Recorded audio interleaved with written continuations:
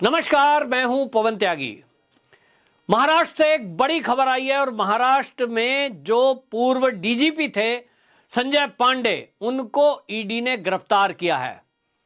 ये संजय पांडे, आपको ध्यान होगा, ये मुंबई में पुलिस के कमिश्नर रहे हैं और ये उसके पहले कार्यवाहक डीजीपी भी रहे हैं। ये आपको बताएं, कमिश्नर बनने से 4 महीने पहले कार्यवाहक डीजीपी इनको बनाया गया और इनका कार्यकाल अभी जब उद्धव ठाकरे सरकार है उस समय ये हमने देखा किस तरह से इन्होंने एनसीपी, शिवसेना और कांग्रेस, इनके एक तरह से इनके कार्यकाल में अनाधुंध विपक्षियों के खिलाफ यानी भारतीय जनता पार्टी के नेताओं के खिलाफ एफआईआर दर्ज की और झूठे सच्चे केस बनाए। इसको लेकर के डिपार्टमेंट में अंदर इनके जो घपले और घोटाले थे उसको लेकर भी शुरुआत हुई थी कि किस तरह से ट्रांसफर पोस्टिंग और पैसों की उगाही की जा रही है। अनिल देशमुख गृह मंत्री थे, तब उस समय पैसे की उगाही चल रही थी और 100 करोड़ रुपए का उगाही का आरोप लगा था। इसको लेकर भी सीबीआई ने इनसे पूछताछ की थी। जो मुंबई के पूर्व कमिश्नर थे परमवीर सिंह, उस समय ये डीजीपी रहे और उस समय इनसे पूछताछ हुई कि 100 करोड़ की उगाही में आपका कहां तक हाथ है। इस मामले में अलग से केस चल रहा था, लेकिन इसी बीच सीबीआई को कुछ ऐसी जानकारियां हाथ लगी कि ये जो संजय पांडे है, इन्होंने एक समय आईपीएस पद से इस्तीफा दिया था, नौकरी से इस्तीफा दिया था और इन्होंने एक कंपनी बनाई थी 2001 में। यह कंपनी दिल्ली स्थित है और इसका नाम है आईएसईसी।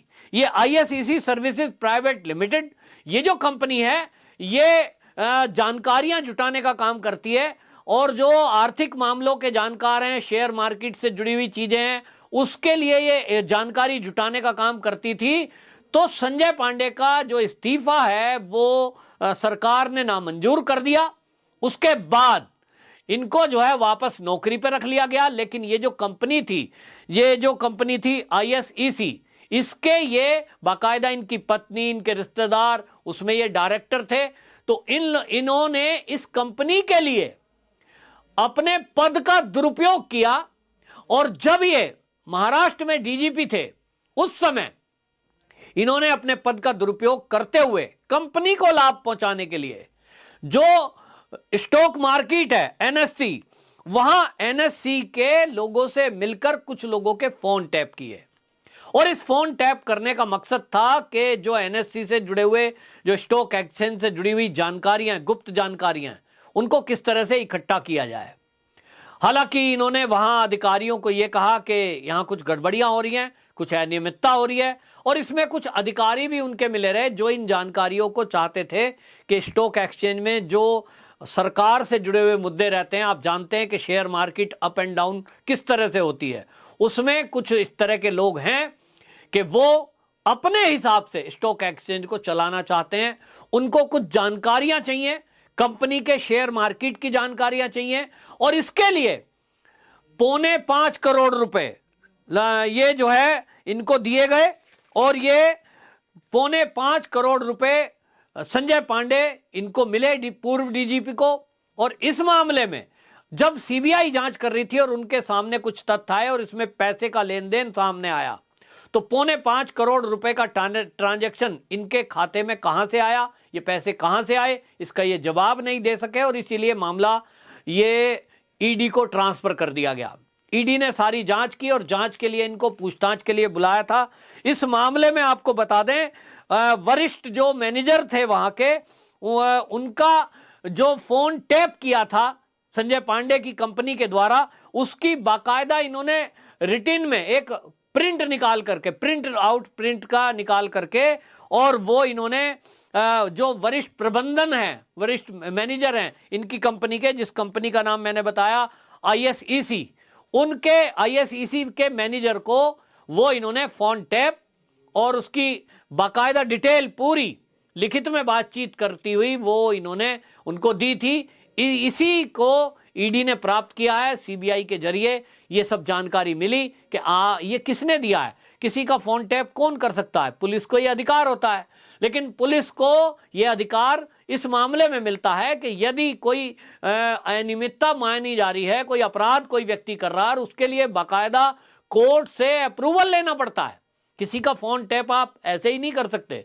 पुलिस भी जब किसी के फोन टैप करने की आवश्यकता समझती है तो उसके लिए कोर्ट में कारण बताना पड़ता है और बाकायदा कोर्ट से इसकी अनुमति लेनी पड़ती है, तभी फोन टैप कर सकते हैं। लेकिन संजय पांडे ने ऐसा नहीं किया क्योंकि डीजीपी थे, कार्यवाहक डीजीपी थे उस समय, ये जो चाहे कर सकते थे और इसलिए इन्होंने ऐसा किया और लाभ पहुंचा रहे थे ये अपनी उस कंपनी को जिसमें ये पहले नौकरी करते थे ISEC में। उसके मैनेजर ने जो इनसे चाहा वो इन्होंने कमिश्नर रहते हुए किया। और इसके लिए आपको बता दें, जो NSC के पूर्व प्रबंध निर्देशक और CEO नारायण और रामकृष्ण, ये कार्यकारी उपाध्यक्ष, इन सब लोगों को दोषी पाया गया है। और CBI ने ये पाया कि 2009 से लेकर 2017 के बीच फोन टैप किए गए थे और ये अवैध रूप से किए गए थे।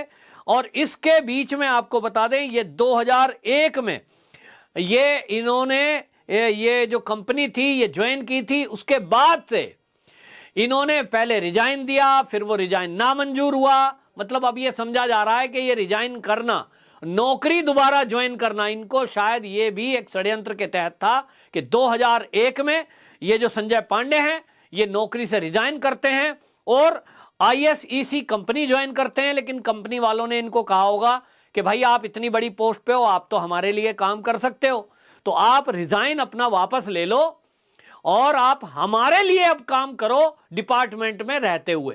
खेल सारा ये हुआ है।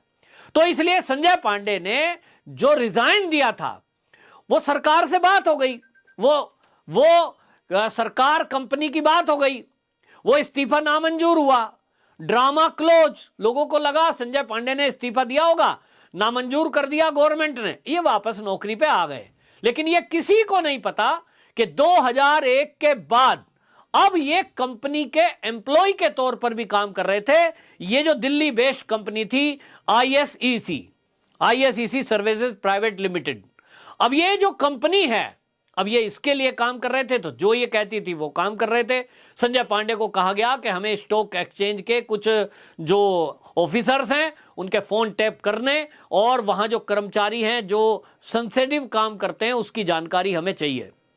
तो ये जानकारी जुटाने में संजय पांडे ने अवैध रूप से फोन टैपिंग की। और इस मामले में क्योंकि स्टॉक एक्सचेंज के जो अधिकारी हैं वो जानकारी देंगे कौन क्या काम कर रहा है, तो इस मामले में इन्होंने कुछ जो है अधिकारियों का भी मदद ली और इस एवज में 4.25 करोड़ रुपए एक मुश्त जो आए हैं वो तो अकाउंट से पता लगा है। अभी ईडी को यह पता लगाना है कि इसके अलावा और कितने पैसे आपने लिए और स्टॉक एक्सचेंज के कौन कौन व्यक्ति आपके इस घोटाले में और अभी साथ में हैं। CBI और ईडी मिलकर इसकी जांच कर रही है, लेकिन यह बहुत बड़ा घोटाला है।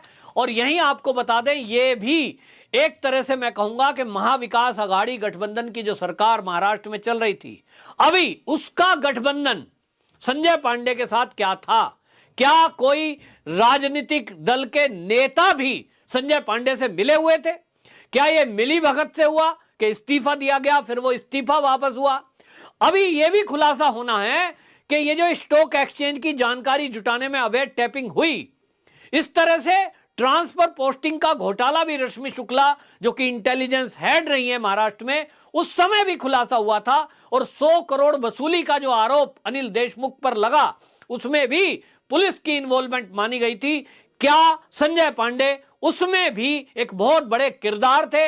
यह सब जानकारी अभी आना बाकी है। बहरहाल इसको भी यह माना जाए कि यह भी उद्धव ठाकरे के लिए एक बहुत बड़ा झटका है और महाराष्ट्र में जो पुलिस सिस्टम है इसकी एक बार को पोल खोलता है कि किस तरह से वहां पुलिस में बैठे हुए लोग अपराध कर रहे हैं, लोगों की जानकारियां जुटाकर उसके बदले में पैसे ले रहे हैं।